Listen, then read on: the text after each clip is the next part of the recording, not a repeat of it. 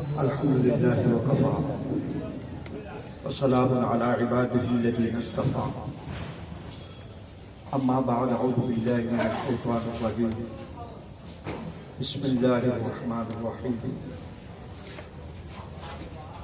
إن صلاتي ونسكي ومحياي ومماتي لله رب العالمين صدق الله العظيم قال رسول الله صلى الله عليه وسلم ألا إن في الجسد مضغة إذا صلحت صلح الجسد كله وإذا فسدت فسد الجسد كله ألا وهي القلب أو كما قال النبي عليه الصلاة والسلام اللهم صل على محمد وعلى آل محمد وبارك وسلم اللهم صل على محمد وعلى آل محمد وبارك وسلم গত বুধবার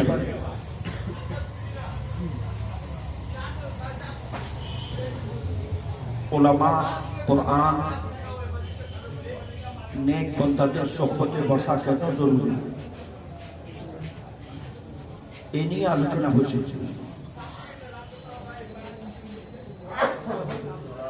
আজকের নশিষ্টে আজকের এই বৈঠকে যদি ওখান থেকে কি শিখা যাবে, করণীয় কি? কিতাবগুলোতে আছে ধর্মীয় কিতাব, কোরআনের তাফসীর, হাদিসে পাক, যেগুলো আমরা ছোটবেলায় পড়ে থাকি। ওখানে ইবাদতের তরিকা, ইবাদতের ঢং, ইবাদতের শকল ওটা শিখানো হয়। হাত ইবাদতের সময় হাতের কি কাজ, চোখের কি কাজ, জুবানের কি কাজ, কানের কি কাজ, মস্তিষ্কের কি কাজ, বডির কি কাজ।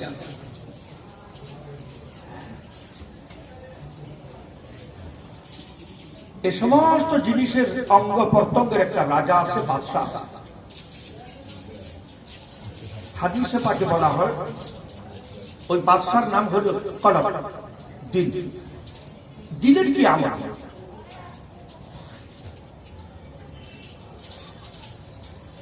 দিলের আমলটা কি? চলেন হাতের আমল, নামাজ পড়ার সময় হাত উঠাইলাম, হাত বাঁধলাম। জুবানের আমল বললাম, নাকের আমল একটা আছে, সজিদের সময় নাক জমিনে টাকা। কপালের আমল আছে জমিনে টাকানো। চোখের আমল আছে একটা সীমাবদ্ধ সীমিত জায়গা ছাড়া অন্য জায়গায় না দেখা। দিলের আমলটা কি?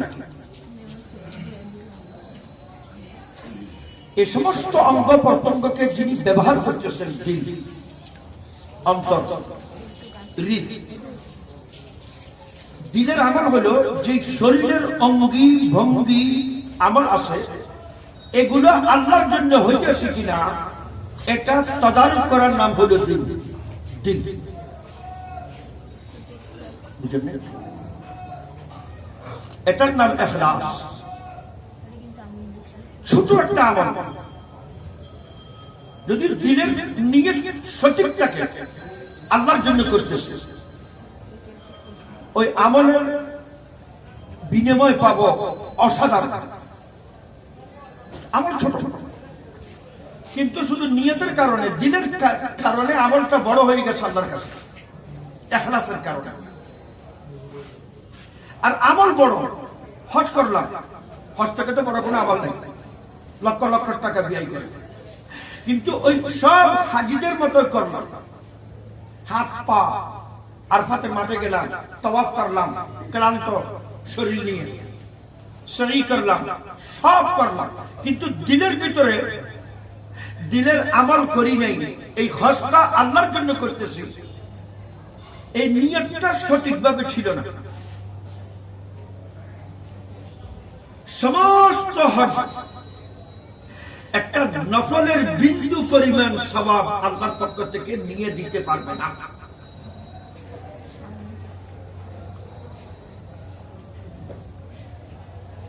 মানুষ যখন পরিবেশ পায় তখন সে দিনদার হয়ে যায়। পরিবেশ পায় না, দিনদার হয় না। আমি বেনামাজের সঙ্গে যদি ঘুমিয়ে পড়ি, ফজরের নামাজ আমারও কাজা হবে। তাবলীগ জামাতের 40 দিনের সারমর্ম এটা, তুমি দিনের একটা পরিবেশ আসা। পরিবেশ যখন হয়ে যাবে তোমার শরীর দিনদার হয়ে যাবে। যখন শরীর দিনদার হবে তখন ভিতরের অন্তরটার ভিতরে ওই দিনদারির ভিতরে ইখলাস আসাটা সহজ হয়ে যাবে। এখন আমি তাবলীগে গেলাম না, আমি দিনদার হতে চাই, আমি চলে গেলাম হজ করতে। ঈদের নামাজ ছাড়া অন্য কোনো নামাজ পড়ি নাই। 50 বছর পর্যন্ত, 65 বছর, 60 বছর পর্যন্ত ঈদের নামাজ ব্যতীত মাঝে মধ্যে জুমার নামাজ পড়লে পড়লাম।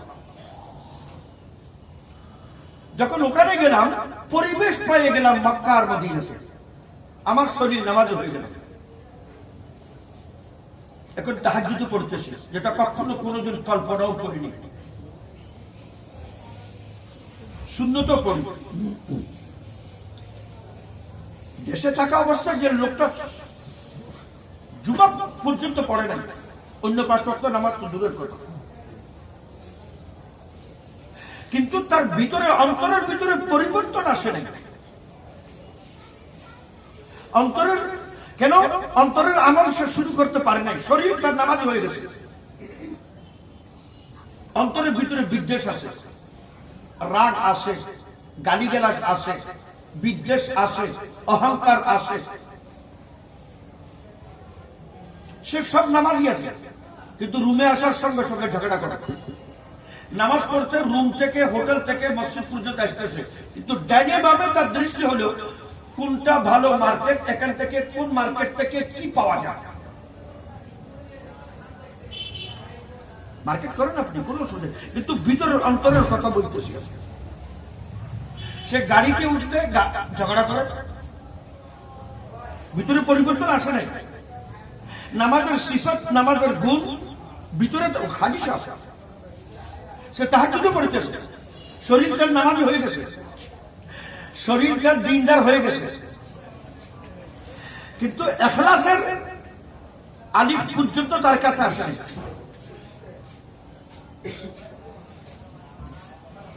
ইমানের সুন্দরতা, ইমানের গুণ তার ভিতরে আসে নাই, সবর আসে নাই, তাহাম্মুল আসে নাই, বরদাস্ত আসে নাই, কানাআত আসে নাই। কানাআত অর্থ হলো যা আছে এর উপরে সন্তুষ্ট থাকা। পৃথিবীতে এর থেকে কোনো বড় লোক আর নেই। রাসূলুল্লাহ সাল্লাল্লাহু আলাইহি ওয়াসাল্লামের কাছে এক ব্যক্তি এসে বলল, ইয়া রাসূলুল্লাহ, আমি পৃথিবীর সবচেয়ে বড় লোক হতে চাই, ধনী। আল্লাহর রাসূল আল্লাহু আকবার। লোক বলল, এখন কত ঘন্টা মেহনত করো? এখন তো 8 ঘন্টা করে, 16 ঘন্টা বাড়াই দাও। বলেন কোন কানাআত? তুমি কানাআত পছন্দ করো, যা আছে তাতে সন্তুষ্ট থাকো। ভিতরে অন্তরের ভিতরে লোভ নিয়ে আসে না, তার কাছে আছে আমার কাছে নাই কেন, প্রতিবেশীর কাছে আছে আমার কাছে নাই কেন, এটাই তো লোভ। কোন কানাআত তাকুন, এবার শুনেন, তাকুন আগানান নাস। 800 কোটির ভিতরে তুমি সবচেয়ে বড় ধনী, আমির, কবির, বড় ব্যক্তি হয়ে যাবে। যা আমার কাছে আছে আমি সন্তুষ্ট, আমি অন্যদিকে তাকাই না। আল্লাহ তাআলা যখন বন্টন করতেছিল, এই শব্দটা শুনবেন, আল্লাহ যখন বন্টন করতেছিল, আমারটা নিয়ে তারে দেয় নাই। আল্লাহ যখন বন্টন করতেছিল, আমারটা কাটিং করে তারে দেয় নাই, আমারটা আমার দিয়েছে, তারটা তার দিয়েছে। আল্লাহর বন্টন কোন কাজ? যেটা মেহনতের দরকার, শরীর তো নামাজি হয়ে যাবে। চিল্লায় যাবেন, শরীর নামাজি হয়ে যাবে। হজে যাবেন, শরীর নামাজি হয়ে যাবে। চরমনায় যাবেন, শরীর নামাজি হয়ে যাবে। কিন্তু মেহনত করতে হবে। কদ আফলাহা মান তাযাক্কা। অন্তরের ভিতরে যেই শরাব, মদ, জিনা জুয়া, সুয়া, এই সমস্ত প্রকাশ্য হারাম থেকে জঘন্য হারাম জিনিস অন্তরের ভিতরে লেগে আছে, এটা পরিষ্কার করার কোন সুরত আছে কিনা? রাগ করা, হাসদ করা, প্রতিহিংসা করা, অহংকার করা। তো আমার দিনের আমল এখনো শুরু হয় নাই। আরেক ব্যক্তি এখানে সোহবতে বসলো, নেকওয়ালাদের সোহবতে বসলো, ওলামাদের সোহবতে বসলো, নেকুকারদের সালেহীনদের সোহবতে বসলো, কোরআনের সোহবতে বসলো, আল্লাহওয়ালাদের সোহবতে বসলো। তার অন্তরের ভিতরে পরিষ্কারতা নিয়ে সে হজে গেল। সেও ওই রকম রোপণ করতেছে যে ওই লোকটার মতো সমান হজের আরকান, আহকাম, হজের সুন্নত, সব তাওয়াফ ও শব্দগুলো সে বলতেছে। কিন্তু সে যখন রুমে যায়, রাস্তায় চলে, ওখানে হচ্ছে চেষ্টায় আছে যে হারাম থেকে ওইখানে যাওয়া পর্যন্ত, রুমে যাওয়া পর্যন্ত কোন বদনজরি যেন আমার থেকে না, বদহুদ কি আখলাক বিপরীত যেন কোন আমল আমার থেকে না হয়। ওখানে গেছে, সবার খিদমত করতেছে, কারোর সঙ্গে রাগ নাই, বিদ্বেষ নাই, রাজনৈতিক প্রতিহিংসা তার ভিতরে নাই, কারো গীবত নাই, কোন সমালোচনা, কোন কিছু কথা তার রুমের ভিতরে তার সাথীদের সঙ্গে। কেউ কথা বলে ভাই বাঁধবেন না, খরচ করতে আসছে নিজের টাকা নিয়ে, কেন রাজনীতির ব্যক্তিদেরকে নিয়ে আসতেছে?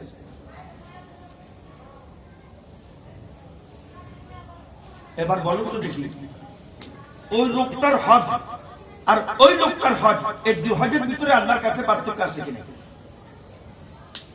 বলে দূরের হজ একরকম, কিন্তু এই হজটা যে সওয়াব নিয়ে আসবে, ভিতরে ওজন দেওয়া, ভারী ওজন।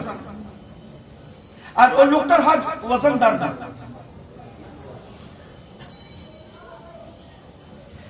কেন? তার আখলাক ঠিক হয় না। আর ঈমানের খুবই গেলাম চলে আসলো তা না, ঈমানের যত গুণ আছে আস্তে আস্তে আস্তে আস্তে আস্তে থাকে, হঠাৎ চলে আসে। রাসূলুল্লাহ সাল্লাল্লাহু আলাইহি ওয়াসাল্লামের সোহবতে বসার পরেও হঠাৎ আসে। এমন লোক রাসূলুল্লাহর জামানায় আল্লাহ রাসূল থেকে এত বড় মাহফিলে দাঁড়িয়ে বলল, ইয়া রাসূলুল্লাহ, জানার অনুমতি দিন। তখন ভিতরে পবিত্রতা আসে না। এখন বুখারী শরীফের রিওয়ায়াত। আর যখন ঈমানের শক্তি বেড়ে যায়, তার এক একটা নফলের ইবাদত অন্যজনের ফরজ থেকে বেড়ে যায়, তখন মূল্য লাগায় আল্লাহ। মূল্য লাগায় কে? আল্লাহ তাআলা মূল্যটা লাগাইতেছে। পিছন দিয়ে চলে আসে।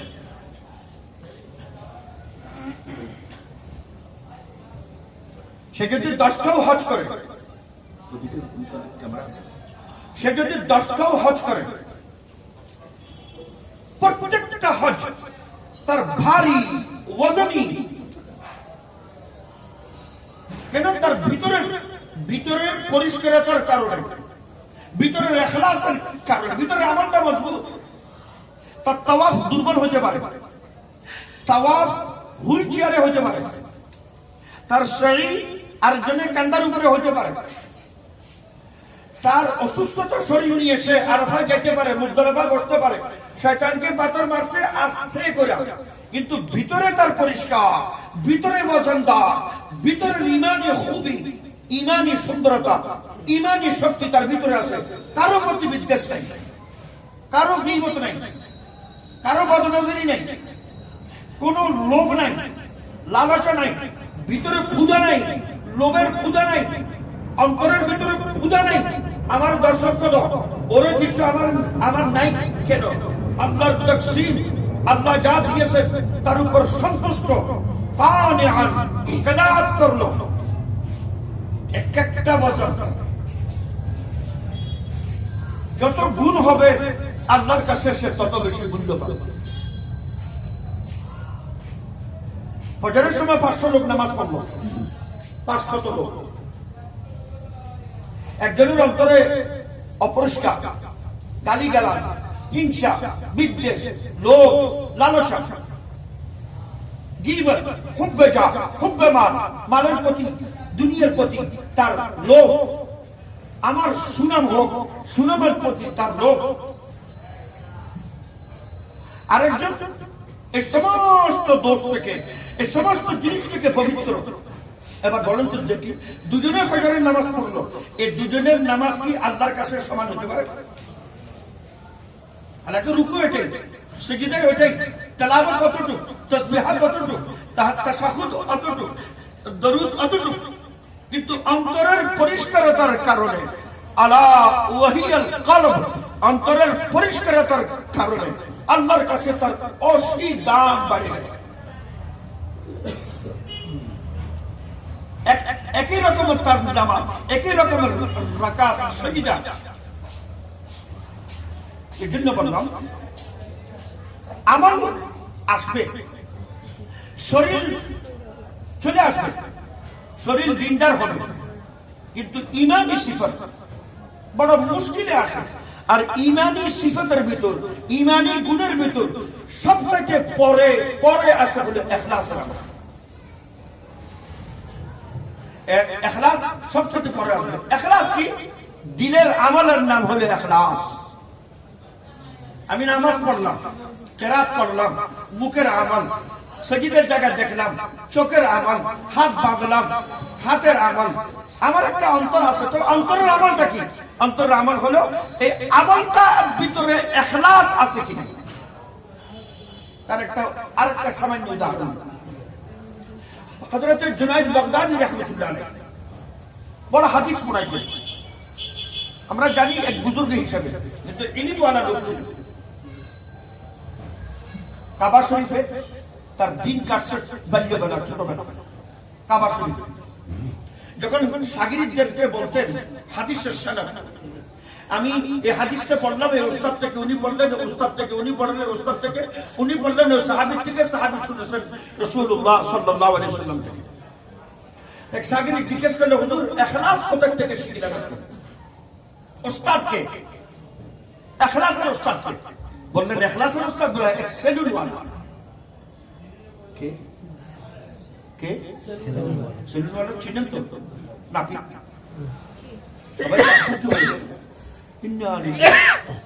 আসল জিনিস ওখান থেকে নিচ্ছে, সেলুন দোকান থেকে বলা। কিভাবে সম্ভব হলো? মুসলিম যিনি পড়াইলেন বুখারী শরীফ বলে না, ওখানে পাইনি, কম পাইছে। এত এত প্র্যাকটিক্যালি আমাকে ইখলাস সেলুন ওয়ালা যেভাবে শিখিয়েছে শিখানো পাইনি। আমি ছোটবেলায় মক্কাতে হারাম শরীফে আমি সবক পড়তাম। একদিন আমার ওস্তাদ আমার চুল দেখে বললো, চুল কাটতে আসে। আমি কাটতে বাহির হয়ে যাবো, আমার কাছে টাকা নাই, পয়সা নাই, দিনার দিরহাম কিচ্ছু নেই। চিন্তা করতে আল্লাহর কাছে দোয়া করতেছিলাম, আল্লাহ একজন দয়াবান আমার জন্য কোন কারো অন্তরে দয়া ঢাইলা দেন, আমার চুলটা যেন বানাই দেয়, ওস্তাদের নারাজ হওয়ার থেকে যেন আমি বেঁচে যাই। তো বললাম, যখন আমি গেলাম দেখতেছি মক্কার সবচেয়ে ধনী ব্যক্তি, সে চুল কাটতেছে, চুল কাটাইতেছে, এক সেলুনওয়ালা। আমি তাকে সালাম করলাম। আমি তো আর এত ফর্মালিটি জানি না, বড় লোক চুল কাটাইতেছে, চুপচাপ বসে থাকা জরুরি ছিল। আমি বললাম, আমার চুলটা একটু কাটাই দেন আল্লাহর ওয়াস্তে। কার ওয়াস্তে? মনে রাখবেন এক একটা শব্দ, মজা পাবেন, কিছু নিয়ে যেতে পারবেন এখান থেকে। মজা তো পাই না আমরা, কানকে খোঁজ রাখি, কানের খুশির জন্য হুজুর সুর দেন, সুরওয়ালা হুজুর, ইউটিউবে সবচেয়ে ভাইরাল হুজুর, এটা তো আমাদের পছন্দিদা। তো বললেন, কি বলো কার ওয়াস্তে? তো জুনায়েদ বলেন, জুনায়েদ বাগদাদী রাহমাতুল্লাহ বলেন, আল্লাহর ওয়াস্তে। আল্লাহর ওয়াস্তে বলে? হ্যাঁ। ওই বড় লোকটাকে বললো, ভাই সরে বলেন, আমার অর্ধেক হয়েছে, অর্ধেক আর যাই হোক, সরে দাঁড়ান, তুমি আসো। আমি টাকা দিব। তো সেলুনওয়ালা বললো, টাকা বড় না আল্লাহ বড়? বড় তো আল্লাহ। বলে, আমি আগে বড়র কাজটা করে নি। জুনায়েদ বাগদাদী রাহমাতুল্লাহ বলেন, আমার যখন চুল কাটা হয়ে গেল, তখন মুসলমান পাক্কা এরাদা করলাম, পাক্কা এরাদা করলাম, যখনই প্রথম ইনকাম হবে আমার জীবনে সর্বপ্রথম সিনেমাওয়ালাকে দিব। আমার এরাদা একদম পুক্তা এরাদা হয়ে গেল। তারপর আমি বাহির হয়ে গেলাম। 2-10 বছর পর যখন আমি ইনকাম করার সুরত আসলো, কামাই করার সুরত আসলো, আমি প্রথম বেতন, প্রথম ইনকাম আমার হাতে আসলো, দিলাম দৌড়াবো। আমি তাড়াতাড়ি যাইতেছি, 7-8-9 বছর হয়ে গেছে। ভদ্রলোক জীবিত আছে কি না আল্লাহ জানে। একটু তাড়াতাড়ি যাই, দেখতেছি ওই লোকটা বসে আছে, কারো চুলে কেচি আর চিরুনি চালাইতেছে। আমি তার সালাম করলাম, আগের স্টাইলে আসসালামু আলাইকুম। সে বললো ওয়ালাইকুম আসসালাম। বলে আপনি আমার চিনছেন? বললাম না, চিনি তো নাই। মনে করেন তো আজকের থেকে এত বছর আগে আমি আসছিলাম, আর আপনি এক বড় লোকের চুল কাটাতে ছিলেন, চুল কাটতে ছিলেন। ওই সময় আমি আপনাকে আল্লাহর ওয়াস্তের কথা বলে মাথার চুল কাটানোর জন্য বলছিলাম। হ্যাঁ হ্যাঁ হ্যাঁ, একটু মনে আসতেছে, আমার পক্ষ থেকে একটা হাদিয়া রাখেন। তুমি তুমি তুমি কার ওয়াস্তে বলছিলে? বল আল্লাহর ওয়াস্তে। তো আল্লাহ যা দিবে এটা কি আমি সন্তুষ্ট হতে পারবো না? আবার তোমার থেকে নিব আমি? আল্লাহ যা দিবে আমার সন্তুষ্ট করতে পারবে না। তোমার এই 2-3টা কয়েন যদি আমি নিয়ে নিই, এতে সন্তুষ্ট হয়ে যাব। আমি আল্লাহর ওয়াস্তে করছিলাম, আমি তোমার এক একটা চুলের বদলা আমি আল্লাহ থেকে নিব, এই আশা নিয়ে বসে আছি। এখনো দিতে আছে, কিয়ামত পর্যন্ত দিতে থাকতেছে। জুনায়েদ বাগদাদী রাহিমাহুল্লাহ বলেন, আমি ওখান থেকে শিখছি ইখলাস কাকে বলে। আজকে নাই। হাদিস পাকে আছে, মসজিদ ভরা থাকবে লোক, মসজিদ ভরে যাবে কণ্ঠের সুরে, আজানের সুরে, কেরাতের সুরে, এসির জন্য আসবে। ভাই বাইরে এত গরম, চল 2 রাকাত নামাজ তো পড়ে নি, এসিতে তো কমসে কম শরীর তো ঠান্ডা হবে। কিন্তু পুরো মসজিদের ভিতরে একজন লোক ইখলাস পাওয়া কঠিন। ইখলাস কি? দিলের আমল হলো ইখলাস। দিলের আমল কি? ইখলাস। আজকে মনে রাখবেন কথাটা, দিলের আমল। আলাদা সূরা ইখলাস আছে, কুল হুয়াল্লাহু আহাদ আল্লাহুস সামাদ লাম ইয়ালিদ ওয়া লাম ইউলাদ ওয়া লাম ইয়াকুল লাহু কুফুওয়ান আহাদ। ইখলাসের সঙ্গে সূরার কোনো মিল খায় না। কেন ইখলাস কি? আল্লাহ এক, ভাই বেনিয়াস, কারো মুখাপে কিনা, কারো সন্তান না, আল্লাহর কোনো সন্তান নাই, তার সমান সমপরিমাণ কেউ নাই। এটাই হলো ইখলাস, এটাই হলো ভিতরের কথা। তোমার আমলের ভিতরে যদি আল্লাহর একাত্মতাকে তুমি স্বীকার করতে পারো, ওই কাইফিয়ত যদি ভিতরে পয়দা হয়। আমরা দিনের জন্য কি জরব লাগাই এখানে, ইল্লাল্লাহ ইল্লাল্লাহ, এটা বেশি অ্যাকশনে বলবো। আর ইখলাস আসে বড় দেরিতে। ইখলাস আসে, আমি আমি আমি আমি আমি এখানে কথা বলতেছি, এই কথার ভিতরে ইখলাস আছে কি নাই, যতক্ষণ পর্যন্ত মারা যাব না ততক্ষণ পর্যন্ত আমার ইখলাস পৃথিবীর কেউ ফতোয়া দিতে পারবে না আমার ইহতিসামের এই কথার ভিতরে ইখলাস ছিল। বুঝেন না কথা? কোন আমলে ইখলাস ছিল, কোন আমলে ইখলাস ছিল না, মরার আগে বলা খুব কঠিন কাজ। একমাত্র আমল ইখলাসের জন্য বললেন, ইন্না সালাতি, আমার জীবনের সমস্ত উঠা বসা, সালাত অর্থ এখানে শুধু নামাজ না, জীবনের সমস্ত উঠা বসা, অনুষ্ঠ কি আমার আর্থিক ইনকাম করা, ব্যয় করা, শুধু এতটুকু না, ওয়া মাহইয়ায়া, আমার সমস্ত জীবন, সকাল থেকে বিকাল, বিকাল থেকে রাত, আমি সুস্থতা থাকি, অসুস্থ থাকি, চোখের দৃষ্টি থাক আর না থাক, কানে শুনতে পারি আর না পারি, আমার জীবন যতক্ষণ পর্যন্ত আছে, সমস্ত জীবন, শুধু নামাজ না, শুধু শারীরিক হরকত না, শুধু আর্থিক না, আমার সমস্ত জীবন এবং কি জীবনকে পাহারা দিতে দিতে দিতে দিতে ও মামাতি আমার মৃত্যু পর্যন্ত সমস্ত জিনিস লিল্লাহি রাব্বিল আলামিন অন্তর্জতি সাক্ষী দে তোমার জীবন আল্লাহর জন্য ছিল, তখনই আমি সাকসেস হতে পারি। তার আগে সাকসেস হওয়া অতি দুর্বল কাজ, অতি দুর্বল কাজ। এই জন্য অন্য কোন উদ্দেশ্য আছে কিনা, কঠিন কাজ। তবলিগের এক বুজুর্গ ছিলেন ইমাম মৌলানা জাইনুল আবেদিন, মুফতি জাইনুল আবেদিন রাহমাতুল্লাহ আলাইহি, বললেন তুমি তবলিগে মেহনত করো, আল্লাহ ওয়ালাদের সোহবতে মেহনত করো, খানেকায় মেহনত করো, কিতাব পড়ো, মসজিদে ইতিকাফে থাকো, হারামে ইতিকাফে থাকো, সব গুণ ঈমানি গুণ তোমার ভিতরে এসে যাবে, কিন্তু ইখলাস আসতে বড় দেরি।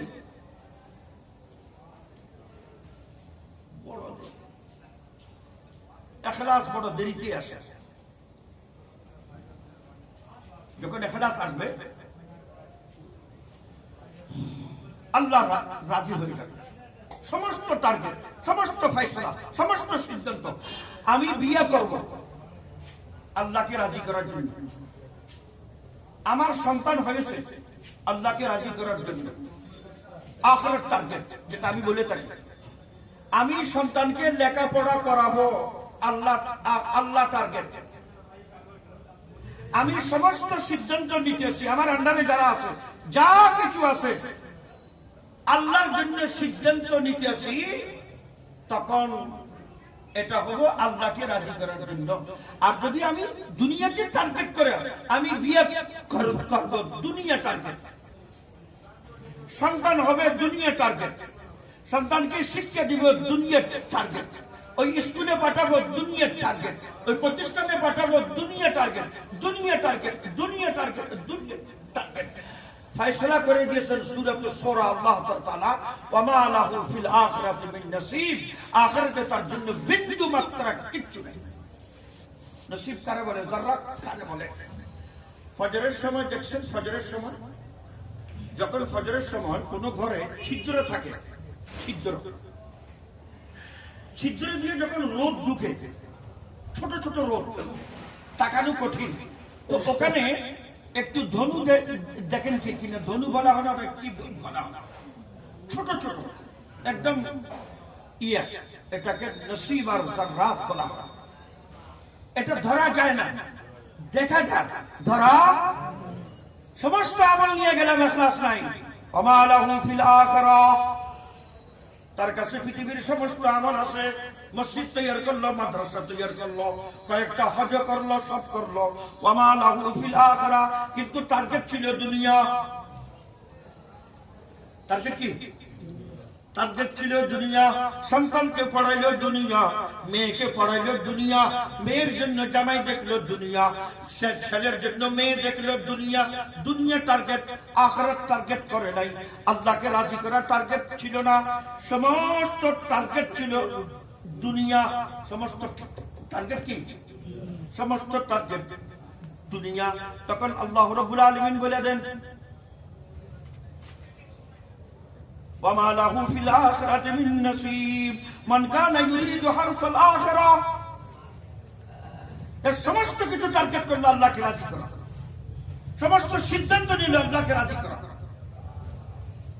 নজিদ লাহু ফি হারসি, সিদ্ধান্তের কারণে আমি তার দুনিয়া বাড়াই দিব, আখিরাত বাড়াই দিব। তার ক্ষুধা তো লাগবে না, যা আছে সন্তুষ্ট হয়ে যাবে। ভাই আছে, না না আর লাগবে না, আমার কাছে আল্লাহ লাগবে না। ওমান কানা ইউরিদু হারসাদ দুনিয়া, সমস্ত সিদ্ধান্ত নিল, আমি বিয়ে করব দুনিয়া সিদ্ধান্ত, ব্যবসা করব দুনিয়া সিদ্ধান্ত, চাকরি করব দুনিয়া সিদ্ধান্ত, দুনিয়া টার্গেট। টাকা কোথায়, পয়সা কোথায়?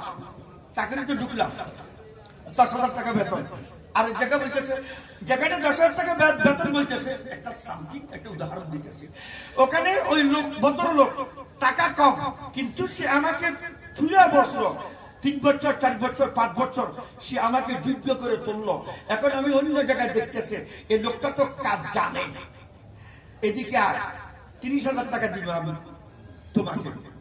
আমি এই লোকটাকে বলিও নাই, চাইতেছি আমি ওই লোকটাকে বললাম টাটা বাই বাই যাইতেছি আমি, তখন আমার টার্গেট দুনিয়া না আখিরাত।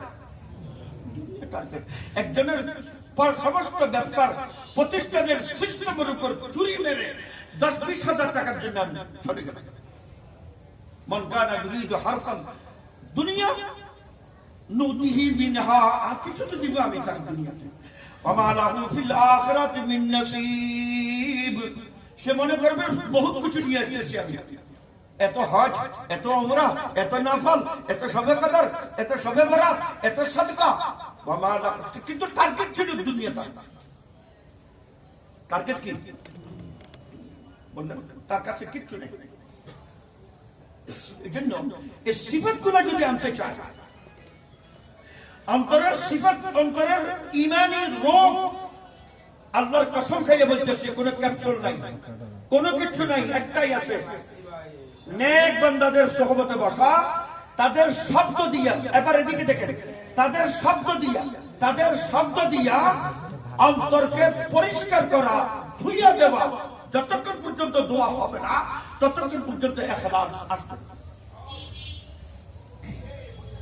এই জন্য রাসূলুল্লাহ সাল্লাল্লাহু আলাইহি ওয়াসাল্লাম বলেন, যখন এই দ্বীনি মুযাকারা হবে, দ্বীনি বয়ান হবে, দ্বীনের উপর মেহনত হবে, আল্লাহ ওয়ালা নেক বান্দাদের সোহবতে বসবো, কোরআন সামনে থাকবে, হাদিস পাক সামনে থাকবে, দুনিয়ার কোনো উদ্দেশ্য থাকবে না। চিল্লাই গেলাম, দুনিয়া কোনো উদ্দেশ্য নাই, উদ্দেশ্য থাকেও না।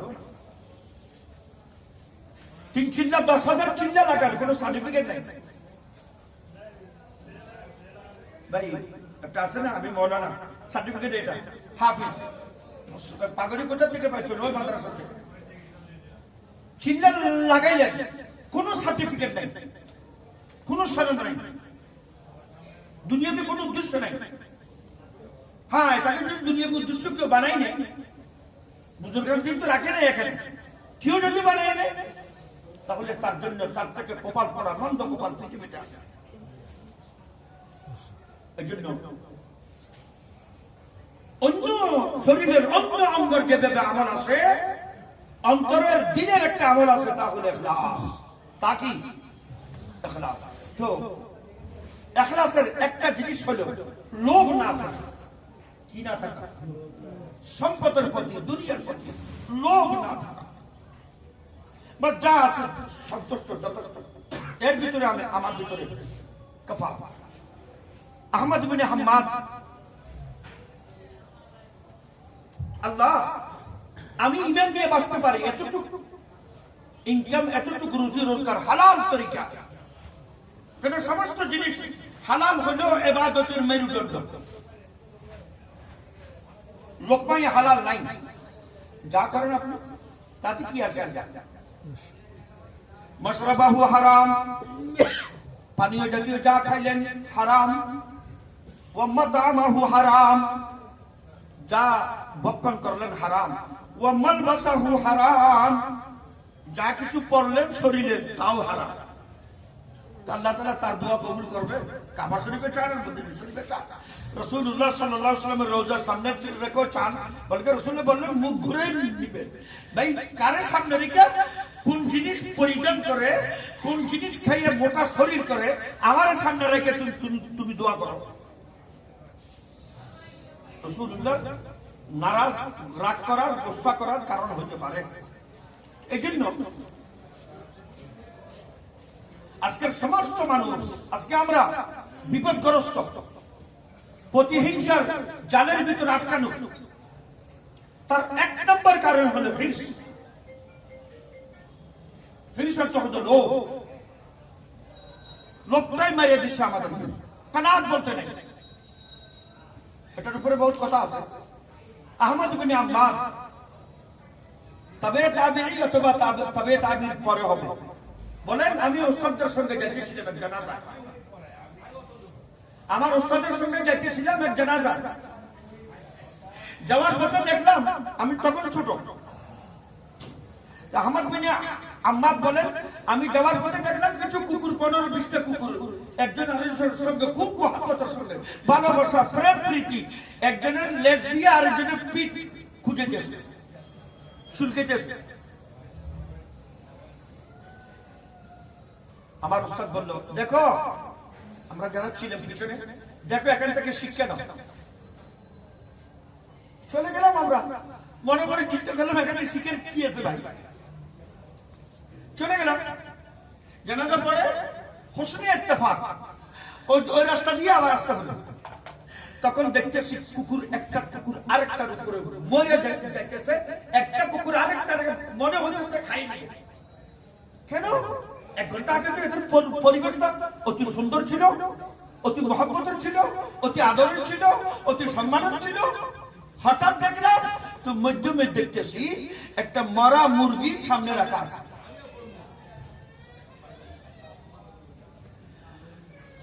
আহমদ বিন আহমদ বলেন, উস্তাদ বলল দাঁড়িয়ে যাও, এখান থেকে ইবরত নাও, এখান থেকে আরো শিক্ষা নাও। কি শিক্ষা? ওই ঘরের পরিবেশ ঠিক থাকবে, যে ঘরের পরিবেশের মানুষের ভিতর দুনিয়ার লোভ আসবে না।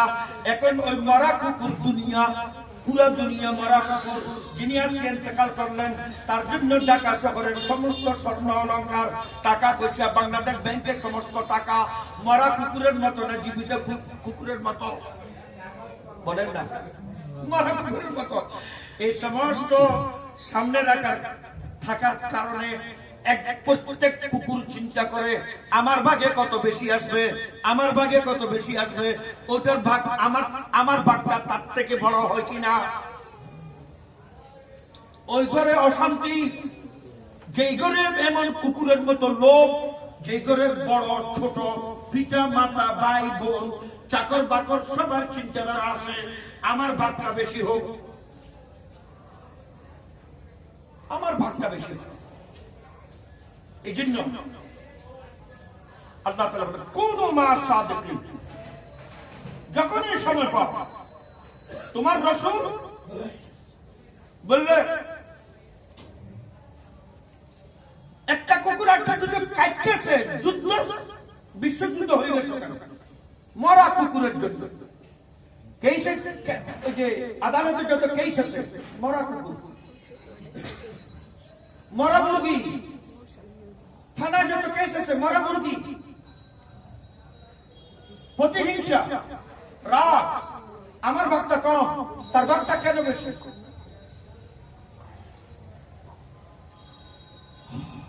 ওস্তাদ বলল এখান থেকে শিখে নাও।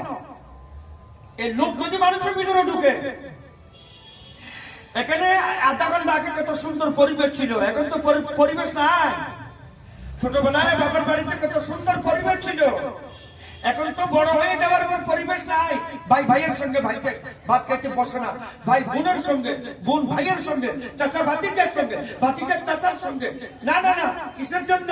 ওই সীমানাটা এদিকে আসছে, ওই সীমানাটা ওদিকে গেছে। কত সুন্দর পরিবেশটা, ও কুকুরের মতো হয়ে গেল। এই জন্য মধ্যমে যেখানে দুনিয়া আসবে, মরা দুনিয়া, না নিজেদের পরিচয় থাকবে না পরের পরিচয় থাকবে, না নিজেদের ভিতরে একত্রতা থাকবে না পরদের সঙ্গে সম্পর্ক থাকবে। আরেকটা রোগ ইখলাস বিরোধী। নিজের প্রশ্ন কখনো করি না। আমাদের কাছে বহুত লোক প্রশ্ন করে, হুজুর যারা হারাম খায় তাদের হাসর কেমন হবে? এবার চিন্তা করে আমি বললাম, হুজুর অনর্থক প্রশ্নের উত্তর নাই আমার কাছে। আরেকটা উত্তর হলো, তুমি আরেকজনের চিন্তা কেন করো? তুমি কি নিশ্চিত আছো তোমার জান্নাত একদম কনফার্ম, তোমার সুখী জীবন কনফার্ম? তুমি কোনো হারাম কাজে নাই, তুমি গীবত করো না, তুমি চুগলি করো না, তোমার দিল, তোমার অন্তর, যখন তুমি আমার থেকে জিজ্ঞেস করতেছিলে তোমার অন্তর, তুমি কাউকে টার্গেট করে কথা বলতেছো না? আমার থেকে উত্তরটা শোনার পর তোমার সঙ্গে যখন তার তর্ক বলি, তুমি তো হারাম খাও, আমি তো হুজুর থেকে জিজ্ঞেস করে আসছি, তোমার তো সবকিছু বেকার। তুমি এই টার্গেটটা করে করতেছো না? এটাই তো প্রতিহিংসা, এটাই তো হাসাদ। হ্যাঁ, এটাই তো হাসাদ, এটাই তো প্রতিহিংসা, তো তারই নাম। আমিও তো হারাম কাজে আছি। আরেকটা অন্তরের ইখলাস বিরোধী কাজ হলো বদগুমানি করা, খারাপ ধারণা করা। এটা সবার ভিতরে আসে। শ্বশুর বাড়ি সম্পর্কে জামাতার ধারণা খারাপ, মেয়ের ধারণা নিজের শ্বশুর বাড়ি সম্পর্কে খারাপ।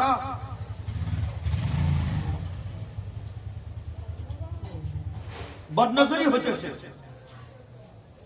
নিজের গুনাহ দেখা যায় না, আরেকজনের সামান্য গুনাহ দেখা যায় পাহাড়ের মতো। এই জন্য ওলামায়ে কেরাম ইত্তেফাকান লিখেন এই কথাটা, যে যখন আলিম ওলামা নেক লোক সালেহীনদের সোহবতে বসবা, একবার তুমি দিন বুঝে নাও। রাসূলুল্লাহ সাল্লাল্লাহু আলাইহি ওয়াসাল্লাম দিনকে 3 ভাগে ভাগ করতেন, রাতকে 2 ভাগে ভাগ করতেন। দিনের উপর থাকার জন্য আল্লাহর রাসূল দিনকে 3 ভাগে ভাগ করতেন। এক ভাগ ইবাদতের জন্য, ফজরের নামাজ, যোহরের নামাজ, আসরের নামাজ, মাগরিবের নামাজ বা আসর পর্যন্ত 3 ভাগে ভাগের ভিতরে এটা, তার ভিতর তেলাওয়াত, তার ভিতর জিকির আজকার, তার ভিতর সব 3 ভাগে ভাগ করতেন। রাত আসলে আল্লাহর রাসূল রাতকে কয় ভাগে? এখন আমাদের হিসাব করি তো, বলে যখন একটা জীবনের অংশ একটু করছে, আধা ঘন্টা কোরআনের সামনে বসলাম, কোন জায়গায় তাবলীগের বয়ানে বসলাম, কোন আল্লাহওয়ালার সোহবতে বসলাম, কোন কোরআনের নেক সোহবতে বসলাম, কোন ইলমের সোহবতে বসলাম, আমি ওলি হয়ে যাব না কনফার্ম। কিন্তু গত বুধবারে বলছিলাম, আমার ভিতরে দোষগুলোর সামনে এসে যাবে আর আমল করার শখ পয়দা হবে। আমি যদি দুনিয়াদারের সোহবতে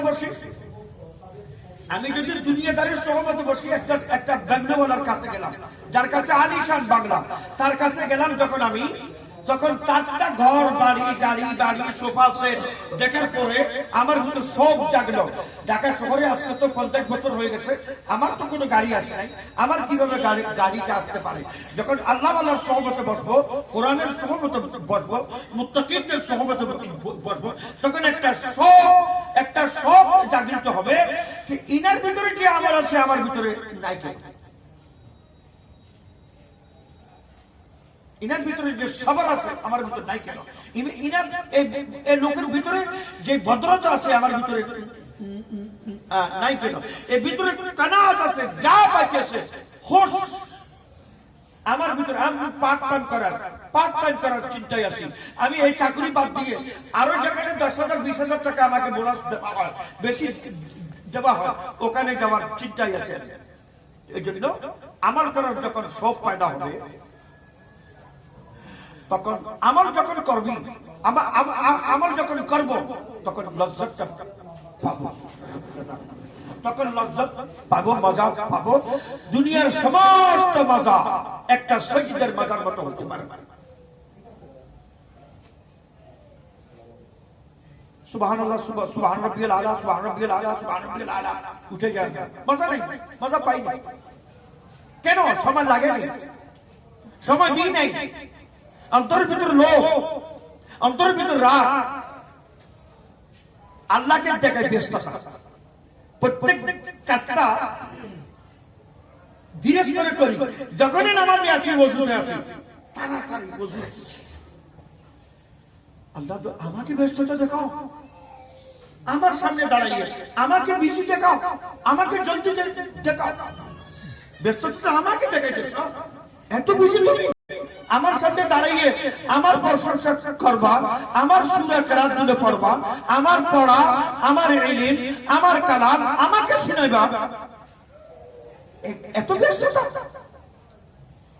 তখন আল্লাহকে ব্যস্ততা যদি কেউ দেখা, আল্লাহ তাআলা কি চুপ করে থাকবে?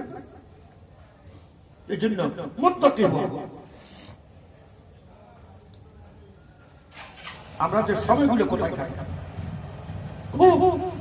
এই 2-3টা কথা মনোযোগ দিয়ে শুনে। সন্তানকে শিক্ষা প্রতিষ্ঠান দিলাম, কোন প্রতিষ্ঠানে দিলাম? 30টা বছর, 20 বছর, 25 বছর লেগে যায় তার শিক্ষা কমপ্লিট করতে। আমার তার শিক্ষা কমপ্লিট করতে 20 থেকে কত বছর লাগে? 25 বছর। চাকরি নিতে 5 বছর, আরো কত হলো? 30 বছর শিক্ষা দিল সে, বাকি 30 বছরকে সেভ করার জন্য আত্মরক্ষা অফিসার হয়ে গেল। 60 বছর 61 62 63-তে একটা ফ্যাক্টরি করলো, কারখানা করলো, গাড়ি করলো, জমিন কিনলো। এখন টাকা ফেরত আস্তে আস্তে যে টাকাটা বসে বসে খাইতে পারে, এটা আস্তে আস্তে 60-70 বছর পার হয়ে যায়। বুঝেন না? বাকি তো কাজ করতেছে, টাকা নিতেছে, শেষ সামান্য কিছু পয়সা থাকে, ওইটা দিয়ে 1 মাস চলা কঠিন। এখন রিটায়ার হওয়ার পর বড় এমন পাইলো, কখন পাইলো? যখন 63 পার, 64 পার, 65 পার, 70 পার, তখন তো টাকা দিয়ে কিছু করার মতো নাই। আর টাকা দিয়ে সুন্দরতা কিনবেন, টাকা দিয়ে মহিলা কিনবেন, টাকা দিয়ে কোন মহিলাকে বিবাহের জন্য প্রস্তাব দিবেন, তখন তো আপনার শরীরে কিন্তু দমদম নাই।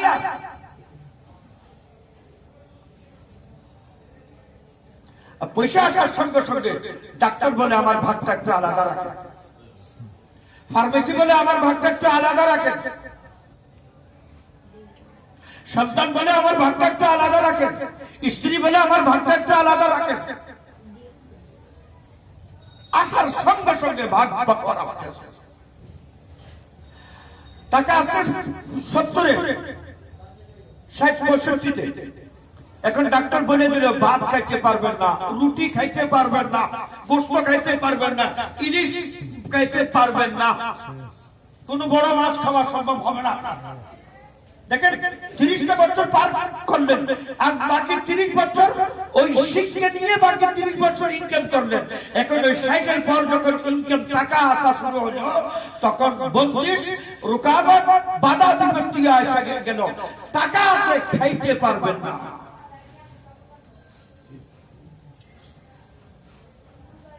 এতে জিজ্ঞেস করলো, হুজুর মৌলানা হতে কত বছর লাগে? বললাম 10 বছর। 10! আমি বললাম মেট্রিক করতে কত বছর লাগে? বললাম 10। আমি ওটা বড় করে বলেন না কেন? 10! ওটা একটু লম্বা করে বলতেন।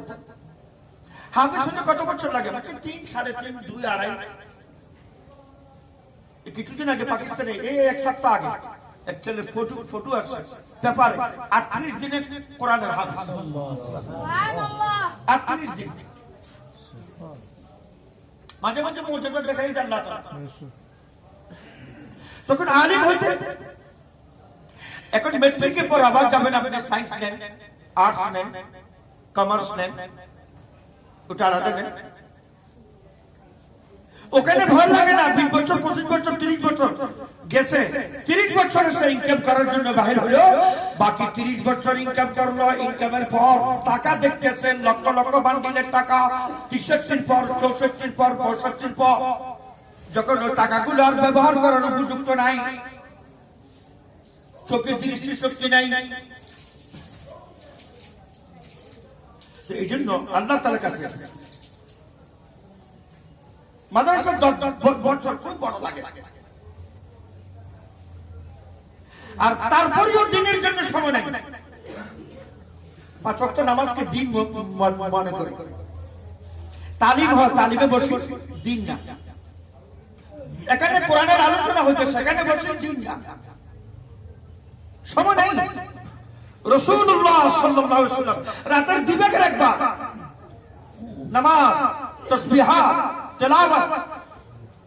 আয়েশা বলেন, এমন সাজদা দেখছি আমি রাসূলুল্লাহ, আমি আল্লাহ রাসূলের ঘরে আনলো, আমি তার স্ত্রী, আমি তার সাজদা দেখছি, সন্দেহ হইল কোন সাজদাতে দুনিয়া থেকে বিদায় তো নিলেন না।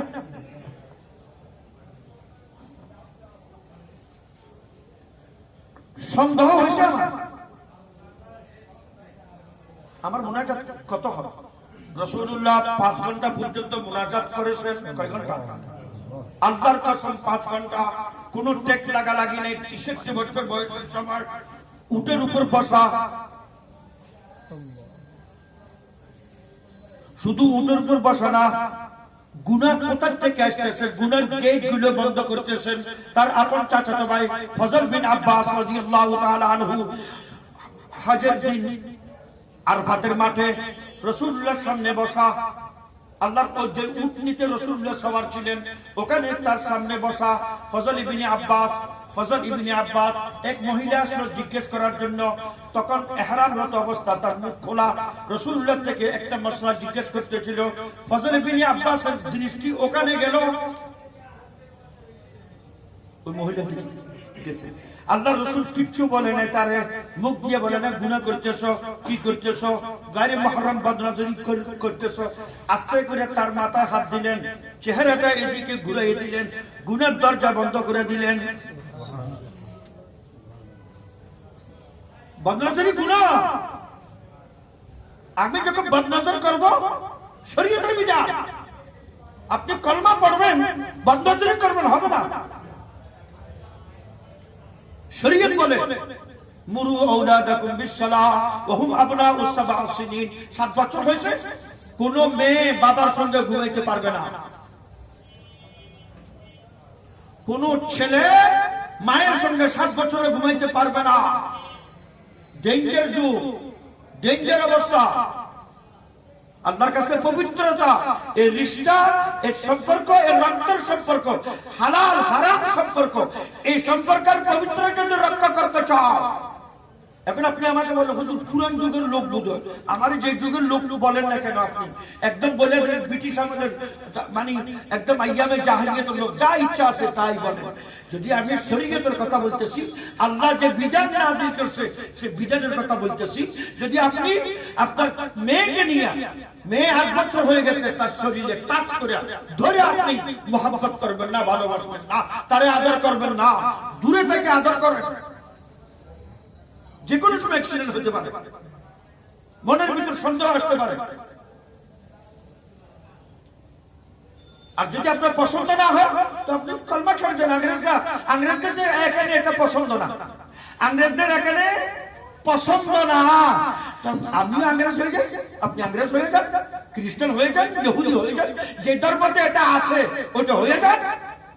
ভারী হয়ে আসেন কেন এখানে সমালোচনা করার জন্য তো আসার দরকার নাই। এটা রাসূলুল্লাহর বিধান, ফজরের সুন্নাত ছেড়ে দেন, জিজ্ঞেস করবেন আল্লাহ তাআলা। আর যদি ইনস্ট্যান্ট আজকে ইউরোপের দেশে যত মেয়েরা আত্মহত্যা করতেছে, তারা কেন আত্মহত্যা করতেছে? যখন আপন পিতা, আপন ভাই, আপন সন্তান মায়ের উপর সেক্সুয়াল শাহওয়াতের দৃষ্টিতে যখন হাত দেয়, মেয়েরা বুঝে যায় আমার উপর কোন দৃষ্টিতে সে হাত দিয়েছে।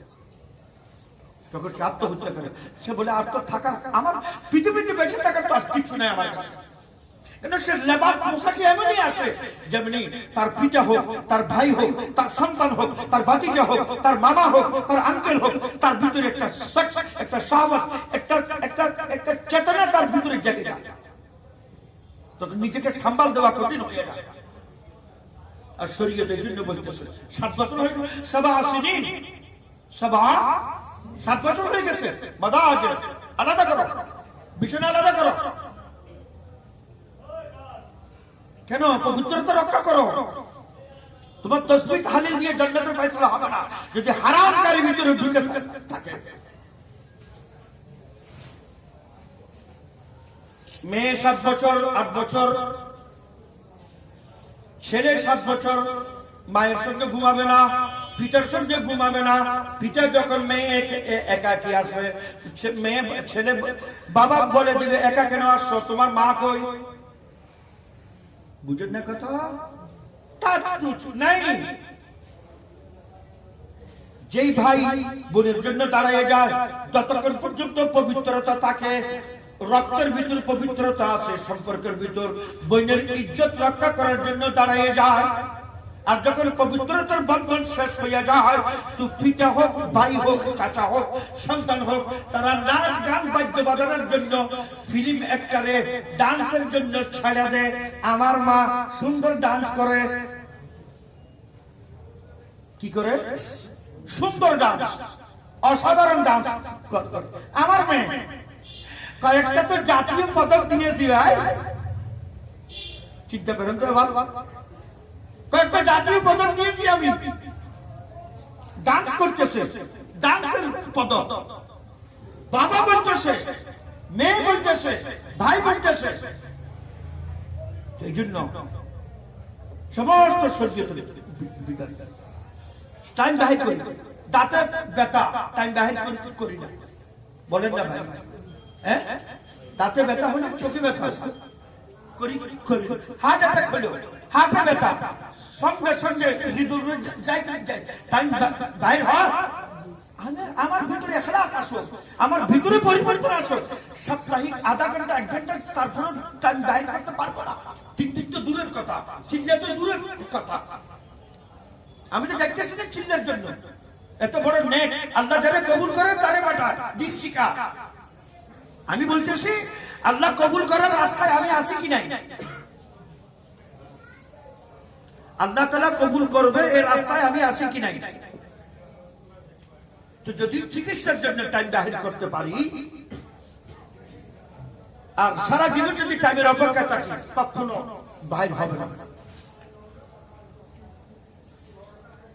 মেয়েদের স্কুলের জন্য, ছেলেদের স্কুলের জন্য, কলেজের জন্য টাইম বাহির করতে পারি।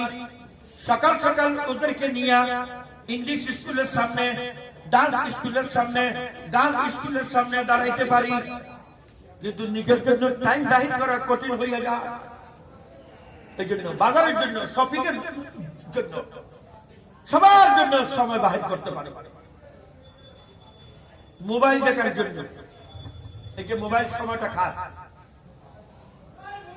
দিন শিখার জন্য তো হয় না। এই জন্য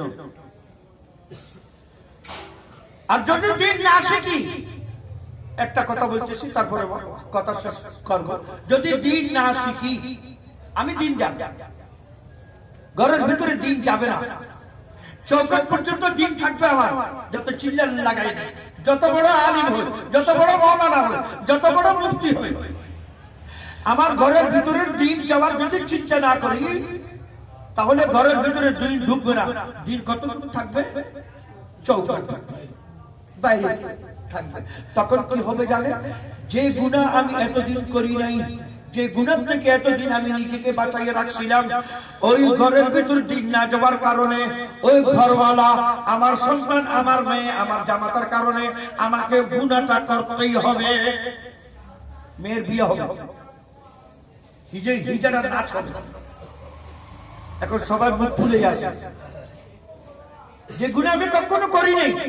আমি তাহাজ্জুদ গুজার, আমি ইশরাক, আমি আওয়াবিন পড়ি, আমি ডেইলি তেলাওয়াত করি, 100 বার দরুদ পড়ি, 100 বার ইস্তিগফার পড়ি, কিন্তু আমি ঘরের ভিতরে দিন ঢুকাবার ফিকিরমন ছিলাম না, চিন্তিত ছিলাম না। এখন বলেন হাজী সাহেব, আপনার ঘরে নাচ হইতেছে, কি করবো? ছেলেরা মানতেছে না। আপনার ঘরে আজকে মদ খাওয়া হইতেছে, কি করবো? ছেলেরা মানতেছে না। আপনি তো একটু পর্দাদার মানুষ, মাথার থেকে টুপি কখনো নামে নাই। আপনার ছেলের বিয়েতে দেখলাম 2-3 হাজার মহিলা, কারো মাথায় পর্দা দেখি নাই, ওড়না দেখি নাই। ছেলেরা মানে না, মেয়েরা মানে না। আল্লাহর কাছে এই বাহানা কবুল হবে? বলেন না ভাই? আমরা তো 1 প্লেট বিরিয়ানির জন্য পাগল। এখানে কেউ আসে মসজিদের ইমাম সাহেবকে, আমার কথা বাদ দাও, মসজিদের ইমাম সাহেবকে ঘরে নিয়ে যাই, স্ত্রীর সঙ্গে বসাইয়া, ইমাম সাহেব মানুষ, আমার স্ত্রীর দিকে, আমার মেয়েদের দিকে খারাপ কুদৃষ্টি দিবে না। একসঙ্গে দস্তরখানে বসাইয়া মৌলানা ইমাম সাহেবকে, মুয়াজ্জিন সাহেবকে, খাদিমকে, দিনদার ব্যক্তিকে একবেলা খাবার খাওয়াবেন। কেউ আসে না? বলেন না ভাই? আছে কেউ? ইমাম সাহেবকে নিয়ে বসতেছি, আপনার মেয়ে, আপনার স্ত্রীকে নিয়ে সঙ্গে বসে, কেউ আসে? যখন 1 প্লেট বিরিয়ানি খাওয়ার জন্য যাই, দাওয়াতে যাই, সেন্ট্রাল হলে যাই, ম্যারেজ হলে যাই, বিয়ের ফাংশনে যাই, দোম চামার হিন্দু মদদি শরাবি ইয়াবাখো সবার সামনে মেয়েকে নিয়ে বসতেছে কিনা? আবার কে বলতেছে, ভাবি নেন, মাশাআল্লাহ, যে কাপড় পরে আসেন আপনি। 1 প্লেট বিরিয়ানি, 1 প্লেট বিরিয়ানি। কি বেহায়া, নির্লজ্জ হলে করতে পারে 1 প্লেট বিরিয়ানির জন্য? যে ব্যক্তি মেয়েদেরকে, নিজের স্ত্রী, নিজের হারাম যার জন্য সে 10, 15, 20 হাজার, 30 হাজার টাকা ভাড়া দেয়, সিসি ক্যামেরা রাখলো, এসি রাখলো, পাহারা দেয়, ইজ্জতের কথা বলে, কোথায় গেছে তোমার ইজ্জত? এক প্লেট বিরিয়ানির জন্য কাদের সঙ্গে তুমি বসাই দিছো? তুমি বলতা এ ভাই এখানে এই সিস্টেম বললা না, আমি এক প্লেট বিরিয়ানির জন্য মানুষের সঙ্গে বসাবো না, চলো আমি কামাল বিরিয়ানি, ফৈজানে মদিনা, অন্য ভালো হোটেল থেকে চলো চলো চলো চলো চলো, যার টাকা এখানে দিবি 2000, 2500, 3000 টাকা, ওটার অর্ধেক টাকা দিয়ে বিরিয়ানি, লস্যি মস্যি আর কি আছে ওটা বুরহানি মুরহানি সব হয়ে যাবে, চলো। এক দুটা এমন করে না, এক দুটো করে। এখন তো নেক আমল করতো লুকাইয়া, নেক আমল করতো লুকাইয়া খরচ হয়। আমার ছেলের বিয়ে হবে লুকাইয়া, কিন্তু মানুষ শুনলে বলবে হুজুর মানুষ, মোল্লা মানুষ, পুরুষদেরকে দাওয়াত দিচ্ছে, মহিলাদেরকে মহিলাকে তো দাওয়াত দিব, মহিলারা বসে তো দিবে শুরু। এখন তো যা আমি এতদিন পর্যন্ত লুকিয়ে রাখলাম মোবাইলে সব কিছু, আমার পুত্রবধূ, আমার মেয়ে, আমার নাতিনের সাহায্য সবকিছু ফুটে ওঠা, সমস্ত জিনিস বাইরে করবে, তখন আমার হাতে কিছু থাকবে না। আমি কি তাদেরকে বলবো সব মোবাইল জমা করেন তারপরে খাইতে খান? সম্ভব না। কি মারাত্মক জিনিস ইজ্জত আবরু, কত বড় ইজ্জত সম্মানের কত বড় মারাত্মক জিনিস আসছে। দেখেন যে মেয়েকে পিতা এতদিন পর্যন্ত আল্লাহর কাছে কান্না করে আসছে, আল্লাহ আমার মেয়ের চেহারা তো দূরের কথা, মাথা তো দূরের কথা, হাত তো দূরের কথা, পায়ের মালি পর্যন্ত ফেরেশতারা যেন দেখতে না পায়, আটার পর্যন্ত দূরের কথা। মালিক মসজিদে আসতে দেয় না কোন মহিলাকে, মসজিদে জানাজা বাপ মারা গেছে, মেয়েকে অনুমতি নাই তুমি জানাজা শামিল হও কেন? তোমার এই দোয়া থেকে তোমার ইজ্জত আল্লাহর কাছে অতি আদরের। ভাই মারা গেছে, বোনকে অনুমতি নাই, সন্তান মারা গেছে, মাকে অনুমতি নাই, সে কি পড়বে এখানে এসে? আল্লাহুম্মা ইগফির লিহাইয়িনা ওয়া মাইয়িতিনা ওয়া শাহিদিনা ওয়া গায়িবিনা ওয়া সগীরানা ওয়া কাবীরানা। আল্লাহ আমার সন্তান, আমার বুকের ধন রব্বুল আলামিন উঠেই নিছেন আপনি, তারে মাফ করে দে, আমি আমাকে কষ্ট দিয়ে থাকলে মাফ করলাম, তুমিও তারে মাফ করো। এই দোয়াটা কি পড়বে? মাকে অনুমতি নাই, তুমি দোয়া করতে পারবা, ভিতরে পড়ো, ঘরে পড়ো, দোয়া করো। দিন শিখার প্রবণতা নাই, বাস মনে করতেছি জিকির আজকার নওয়াফিল এটাই হলো দিন। এই জন্য ঘরওয়ালাদেরকে যদি পরিবার পরিজনকে যদি ভালো সহবত দিতে হয়, হুজুর ভালো সহবত কোন জায়গায়? ভালো ডাক্তার কিভাবে পাইছে নেন, ভালো দোকান কিভাবে পাইছে নেন? একটা জাঙ্গিয়ে একটা গেঞ্জি কিনতে চাইলে 10টা দোকান ঘুরেন। ভালো ওলামা, ভালো আলিম, ভালো আল্লাহওয়ালা চিনতে পারবেন না? খুঁজে দেখেন না। যে আলিমকে কখনো কোনোদিন গুনাহে কবিরা করতে দেখবেন না, কোন সজিরে গুনাহ 2বার 3বার করে না, সে মনে করবেন তার কাছে নফল থাক আর না থাক, তার কাছে পাগড়ি থাক আর না থাক, মনে করবেন সে আল্লাহওয়ালা, আল্লাহর ভয়ে বড় গুনাহ করে না। মেয়ার মাপ কাটি দিছে। এই জন্য রাসূলুল্লাহ সাল্লাল্লাহু আলাইহি ওয়াসাল্লাম যেখানে নিজের জন্য এতটুকু টাইম বাহির করতেন, তো আমাদের কি উচিত আছে? আমরাও টাইম বাহির করি ইখলাসের জন্য। ইখলাস ততক্ষণ পর্যন্ত আসবে না যতক্ষণ পর্যন্ত কোন আল্লাহওয়ালা, আল্লাহর ওলি, আল্লাহর নেক বান্দা কোরআনের সুহবতে, মাদ্রাসার সুহবতে, দ্বীনের মেহনতের সুহবতে যতক্ষণ পর্যন্ত বসবে না ততক্ষণ পর্যন্ত শব্দ আসতে পারে, শব্দ আসতে পারে, ভিতরের ভিতরে আসবে না। যেভাবে আমার শরীর দিনদার হতে পারে, ভিতরে দিনদার হবে। চিল্লে যাবেন, দিনদার হয়ে গেল, এক চিল্লে শরীর দিনদার হবে, 2 চিল্লে বুঝে আসবে, 3 চিল্লে ভিতরে ধাক্কা লাগবে, তার ভিতরে কিছু পরিবর্তন আসবে। আল্লাহ রাব্বুল আলামিন এই যে আমরা বসছি, আমি মুহতাজ, আপনারাও মুহতাজ।